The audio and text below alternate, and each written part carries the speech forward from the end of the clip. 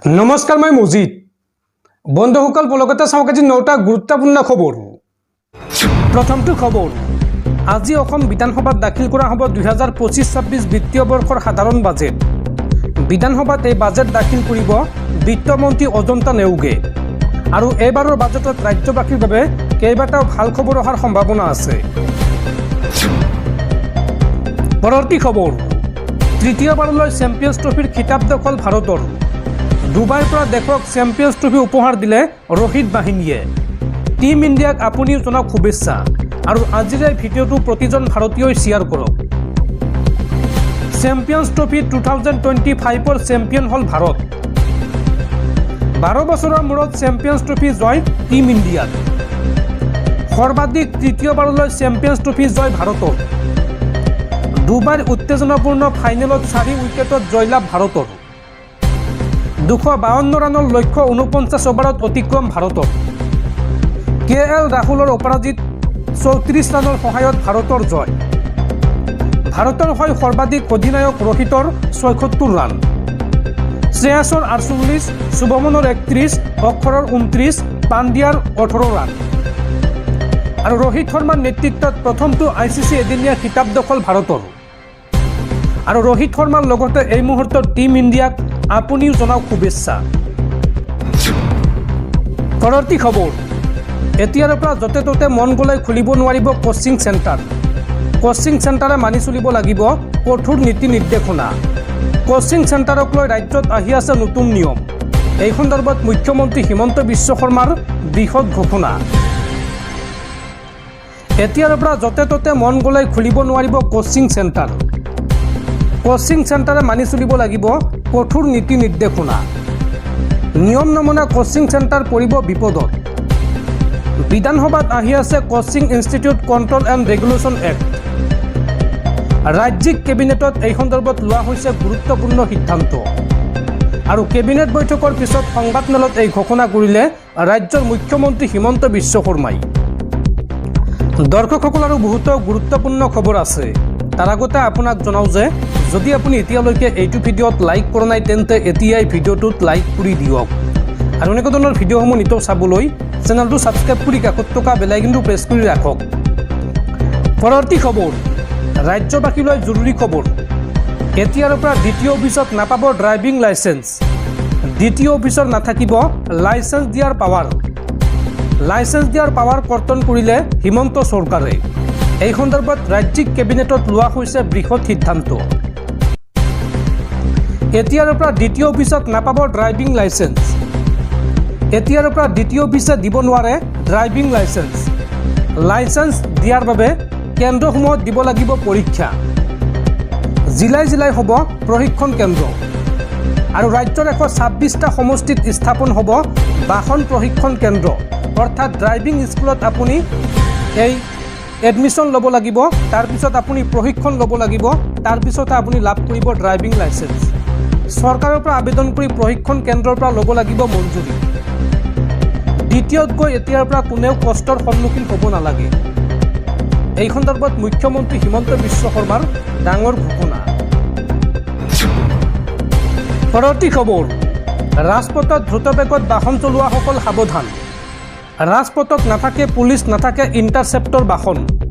তাৰ পিছতো কিন্তু অত্যাধিক বেগত গাড়ী চলালে আপুনি ভৰিব লাগিব জৰিমনা। অসমৰ ৰাজপথত লগোৱা হৈছে অত্যাধুনিক ডিভাইচ। খালী হৈ থকা ৰাজপথত আপুনি দ্ৰুত বেগত চলাব নোৱাৰিব বাহন। ৰাজপথত স্থাপন কৰা হৈছে স্পীড ডিটেক্টৰ মেচিন। গুৱাহাটীৰ 6 লেনযুক্ত ৰাষ্ট্ৰীয় ঘাইপথেৰে যাওঁতে সাৱধান হওক। খানাপাৰাৰ পৰা জালুকবাৰী পথত সঘনাই হোৱা দুৰ্ঘটনা ৰোধৰ বাবে চৰকাৰৰ এই পদক্ষেপ। 6 লেনযুক্ত ৰাষ্ট্ৰীয় ঘাইপথৰ দুয়োকাষে স্থাপন কৰা হৈছে এই মেচিনটো। দ্ৰুত বেগত বাহন চলালেই এই ডিভাইচত সংযুক্ত কেমেৰাত বন্দী হ'ব আপোনাৰ বাহন। আৰু দ্ৰুত বেগত বাহন চলোৱাৰ অপৰাধত আপুনি ভৰিব লাগিব জৰিমনা। আপুনি গম নোপোৱাকৈয়ে আপোনাৰ মোবাইলত আহিব জৰিমনাৰ চালান। ডিটেক্টৰ মেচিনত ডিছপ্লে হ'ব আপোনাৰ বাহনৰ গতি। আৰু গুৱাহাটীত এইদৰে 20টাতকৈও অধিক স্পীড ডিটেক্টৰ মেচিন স্থাপন কৰা হৈছে বা আৰু যি বাকী আছে সেয়া অতি শীঘ্ৰে সম্পূৰ্ণ হ'ব। গতিকে গুৱাহাটীৰ ৰাজপথত স্পীডত গাড়ী চলাওঁতে সাৱধান হওক। পৰৱৰ্তী খবৰ, বিজেপিৰ সভালৈ নগ'লে আপুনি নাপাব চৰকাৰী আঁচনি। চৰকাৰী আঁচনিৰ পৰা কৰ্তন হ'ব আপোনাৰ নাম। এই হুংকাৰ এগৰাকী বিজেপি নেতাৰ। বিজেপিৰ সভালৈ নগ'লে আপুনি নাপাব চৰকাৰী আঁচনি।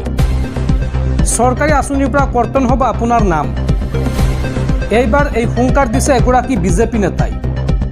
বিজেপিৰ অনুষ্ঠানলৈ গ'লেহে আপুনি পাব চৰকাৰী গৃহ। বিজেপিৰ লগত জড়িত থকাসকলেহে অগ্ৰাধিকাৰ পাব চৰকাৰী আঁচনিত। বিজেপিৰ লগত নথকাসকলৰ নামত অহা চৰকাৰী গৃহ কৰ্তন কৰিছোঁ আমি। নলবাৰীত এই মন্তব্য বিজেপি নেতা নন্দলাল চৰকাৰৰ। পৰৱৰ্তী খবৰ, চুবুৰীয়া ৰাজ্য মণিপুৰত বলবৎ কৰা হৈছে ৰাষ্ট্ৰপতি শাসন। আৰু ৰাজ্যখনত ৰাষ্ট্ৰপতি শাসন বলবৎ হোৱাৰ একমাহ পিছত আৰম্ভ কৰা হৈছিল বাছ সেৱা। কিন্তু বাছ সেৱা আৰম্ভ কৰাৰ লগে লগে মণিপুৰত পুনৰ আৰম্ভ হৈছে হিংসাত্মক পৰিস্থিতি বা হিংসাত্মক ঘটনা। আৰু এই ঘটনাত মৃত্যু হৈছে এজন প্ৰতিবাদকাৰীৰ। লগতে ২৭জন নিৰাপত্তাৰক্ষীসহ আহত হৈছে সৰ্বমুঠ ৪৩জন। পৰৱৰ্তী খবৰ, ঈদ আৰু বহাগ বিহুৰ বাবে ধন পাব ৰাজ্যৰ ৪০ লাখ মহিলাই। ১ এপ্ৰিলৰ পুৱাৰ ভাগতে ১০,০০০ টকাকৈ সোমাব মহিলাসকলৰ বেংক একাউণ্টত। শীঘ্ৰেই ৰাজ্যৰ প্ৰতিগৰাকী মহিলাৰ একাউণ্টত জমা হ'ব এই ধন। এই সন্দৰ্ভত মুখ্যমন্ত্ৰী হিমন্ত বিশ্ব শৰ্মাৰ বৃহৎ ঘোষণা। ৰাজ্যৰ আত্মসহায়ক গোটৰ লাখ লাখ মহিলাৰ বাবে ডাঙৰ খবৰ। ১ এপ্ৰিলত আত্মসহায়ক গোটৰ মহিলাসকলৰ বেংক একাউণ্টত সোমাব লাখ কোটি বাইদেউৰ ধন।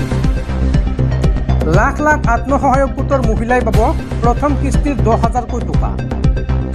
এই টকাৰে ষ্টাৰ্টআপ কৰাৰ পিছত পৰৱৰ্তী সময়ত ২৫,০০০ আৰু তাৰ পিছত পৰৱৰ্তী কিস্তি দিয়াৰ প্ৰতিশ্ৰুতি অসম চৰকাৰৰ।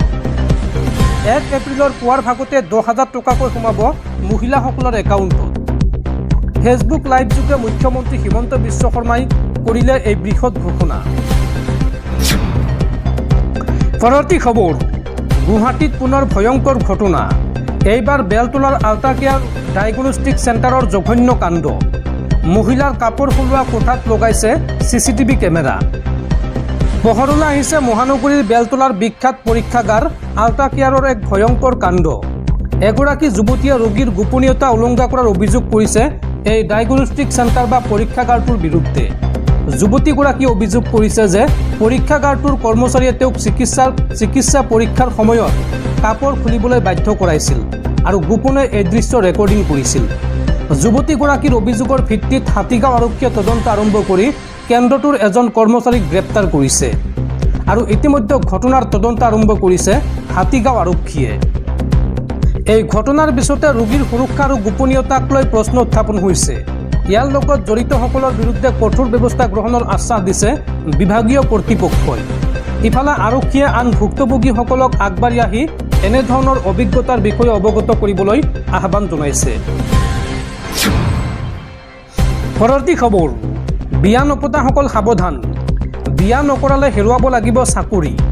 কেৱল বিয়া কৰিলে নহ'ব, বিবাহ পাশত আবদ্ধ হোৱাৰ লগতে জন্ম দিব লাগিব সন্তানক, অন্যথা হেৰুৱাব লাগিব চাকৰি। এই সন্দৰ্ভত এক বিশেষ জাননীক লৈ এতিয়া বিশ্বজুৰি চলিছে ব্যাপক চৰ্চা। বিবাহ পাশত আবদ্ধ নহ'লে হেৰুৱাব লাগিব চাকৰি। যুগ্ম জীৱন আৰম্ভ কৰিব লাগিব বিয়া নপতাসকলে। এই সন্দৰ্ভত কঠোৰ নিৰ্দেশ দি কৰ্মচাৰীসকললৈ জাৰি কৰা হৈছে জাননী। আৰু এই বিশেষ জাননীখনক লৈ এতিয়া চলিছে ব্যাপক চৰ্চা। কেৱল বিয়াত বহিলেই নহ'ব, জন্ম দিব লাগিব সন্তানক। ভাৰতৰ চুবুৰীয়া দেশ চীনত এই নিয়ম বান্ধি দিছে এটা কোম্পানীয়ে। দেশখনৰ জনসংখ্যাৰ প্ৰতি লক্ষ্য ৰাখি এই আজব নিয়ম বান্ধি দিয়া হৈছে। উল্লেখযোগ্য যে বিগত ৩ বছৰে চীনত হ্ৰাস পাবলৈ ধৰিছে জনসংখ্যা। আৰু এই ক্ষেত্ৰত চৰকাৰ তথা ব্যক্তিগত কোম্পানীসমূহে লৈছে ভিন্ন পদক্ষেপ। আৰু তাৰ মাজতে চীনৰ এটা কোম্পানীৰ এই জাননীক লৈ এতিয়া বিশ্বজুৰি চৰ্চা। কোম্পানীটোৰ জাননী মতে বিয়া নাপাতিলে কৰ্মচাৰীয়ে হেৰুৱাব লাগিব চাকৰি। পৰৱৰ্তী খবৰ, ৰাজ্যবাসীলৈ ভাল খবৰ। চৰাইদেউৰ পাছত এইবাৰ বিশ্ব ঐতিহ্য ক্ষেত্ৰত সন্নিৱিষ্ট হ'ব মাজুলী আৰু শিৱসাগৰৰ নাম। আৰু এই সন্দৰ্ভত যাৱতীয় কাম কাজ আৰম্ভ কৰিছে অসম চৰকাৰে। পৰৱৰ্তী খবৰ বৰাকৰ 6 লাখ যুৱক যুৱতীক চাকৰিৰ পৰা বঞ্চিত কৰিছে অসম চৰকাৰে আৰু এই সন্দৰ্ভত মুখ্যমন্ত্ৰী হিমন্ত বিশ্ব শৰ্মাক কঠোৰ সমালোচনা কৰি প্ৰদীপ দত্ত ৰয়ে কয় যে বৰাকৰ বঞ্চিত যুৱক যুৱতীয়ে হাতত অস্ত্ৰ তুলি ল'বলৈ বাধ্য হ'ব এই বুলি চৰকাৰক সকিয়নি বিতৰ্কিত বাঙালী নেতা প্ৰদীপ দত্ত ৰয়ৰ হততে বৰাক ব্ৰহ্মপুত্ৰ উপত্যকাক লৈ বিভাজনমুখী ৰাজনীতি কৰা বৰাকৰ বিতৰ্কিত নেতা প্ৰদীপ দত্ত ৰয় পুনৰ সৰব হৈছে বিজেপি চৰকাৰৰ বিৰুদ্ধে আৰু এইবাৰ মুখ্যমন্ত্ৰী ডক্টৰ হিমন্ত বিশ্ব শৰ্মা নেতৃত্বাধীন বিজেপি চৰকাৰৰ বিৰুদ্ধে সৰব হৈছে প্ৰদীপ দত্ত ৰয় বৰাকৰ শিক্ষিত যুৱক যুৱতীসকলক চাকৰিৰ পৰা বঞ্চিত কৰি ব্ৰহ্মপুত্ৰ উপত্যকাৰ যুৱক যুৱতীসকলক বৰাকৰ বিভিন্ন বিভাগত চাকৰি দিয়া বুলি অভিযোগ উত্থাপন কৰিছে বৰাক ডেমক্ৰেটিক ফ্ৰণ্ট চমুকৈ BDF-ৰ নেতা প্ৰদীপ দত্ত ৰয়ে বৰাক উপত্যকাৰ 6 লাখ শিক্ষিত নিবনুৱাই এটা চাকৰিৰ বাবে হাহাকাৰ কৰাৰ সময়তে ব্ৰহ্মপুত্ৰ উপত্যকাৰ যুৱক যুৱতীক বৰাকৰ বিভিন্ন চৰকাৰী চাকৰিত নিযুক্তি দিছে বুলি বিজেপি চৰকাৰৰ বিৰুদ্ধে অভিযোগ উত্থাপন কৰিছে প্ৰদীপ দত্ত ৰয়ে অথচ তৃতীয় আৰু চতুৰ্থ বৰ্গৰ বিভিন্ন পদত বৰাকৰ স্থানীয় যুৱক যুৱতীক নিযুক্তি দিব বুলি খুদ মুখ্যমন্ত্ৰীয়ে শিলচৰত সদম্বে ঘোষণা কৰিছিল কিন্তু বৰাকৰ নিবনুৱাসকলক বঞ্চিত কৰি সম্প্ৰতি ব্ৰহ্মপুত্ৰ উপত্যকাৰ যুৱক যুৱতীক বৰাকৰ বিভিন্ন কাৰ্যালয়ত অভিযন্তাৰ পৰা আৰম্ভ কৰি চতুৰ্থ বৰ্গৰ পদত নিযুক্তি দিয়া বুলিও অভিযোগ উত্থাপন কৰিছে প্ৰদীপ দত্ত ৰয়ে তদুপৰি হিমন্ত বিশ্ব শৰ্মাৰ কাৰ্যকালত প্ৰদান কৰা 1 লাখ চাকৰিৰ ভিতৰত বৰাকৰ মাত্ৰ 1200 যুৱক যুৱতীয়েহে চাকৰি লাভ কৰিছে এইদৰে বৰাকৰ যুৱক যুৱতীক চাকৰিৰ পৰা বঞ্চিত কৰিলে এদিন এইসকল যুৱক যুৱতীয়ে হাতত অস্ত্ৰ তুলি ল'বলৈ বাধ্য হোৱাৰ লগতে পৃথক বৰাক গঠনৰ দাবী উত্থাপন কৰিবলৈ বাধ্য হ'ব বুলি চৰকাৰক হুঁচিয়াৰি প্ৰদান কৰে প্ৰদীপ দত্ত ৰয়ে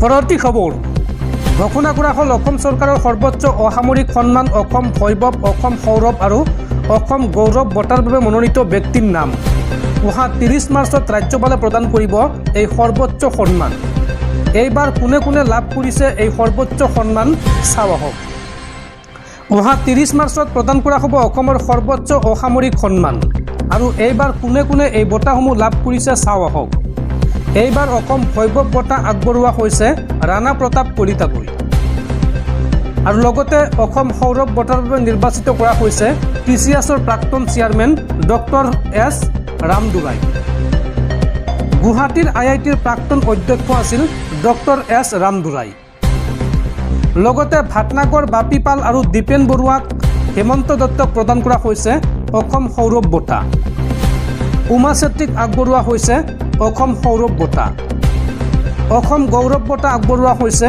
ফুলেশ্বৰী দত্ত সগুণ সংৰক্ষণৰ বাবে কাম কৰি আছে ফুলেশ্বৰী দত্তই আৰু লগতে মীনাক্ষী দাসলৈ আগবঢ়োৱা হৈছে অসম গৌৰৱ বঁটা খেলুৱৈ পাৰ্থ সুন্দৰ গগৈলৈ আগবঢ়োৱা হৈছে অসম গৌৰৱ বঁটা ধীৰেন্দ্ৰনাথ পাললৈ আগবঢ়োৱা হৈছে অসম গৌৰৱ বঁটা সৰ্থেবাৰীৰ হৰিদাস দাসক আগবঢ়োৱা হৈছে অসম গৌৰৱ বঁটা বিনং তেৰঙলৈ আগবঢ়োৱা হৈছে অসম গৌৰৱ বঁটা IAS IPS-ৰ বিনামূলীয়া কোচিং চেণ্টাৰ চলাই বিনং তেৰঙে আৰু লগতে শ্ৰীভূমিৰ নজৰুল হককো আগবঢ়োৱা হৈছে অসম গৌৰৱ বঁটা যোৰহাটৰ কৃষক বিশ্বজিৎ বৰাক আগবঢ়োৱা হৈছে অসম গৌৰৱ বঁটা বজালীৰ দুগ্ধ বিপ্লৱৰ বাবে ভাৰত কলিতালৈ আগবঢ়োৱা হৈছে অসম গৌৰৱ বঁটা বৰলাফা নাৰ্জাৰীলৈ আগবঢ়োৱা হৈছে অসম গৌৰৱ বঁটা চাহ জনজাতীয় নৃত্যৰ শিল্পী ৰাম চাচুনিক দিয়া হ'ব অসম গৌৰৱ বঁটা কলা চাহৰ ফাউণ্ডাৰ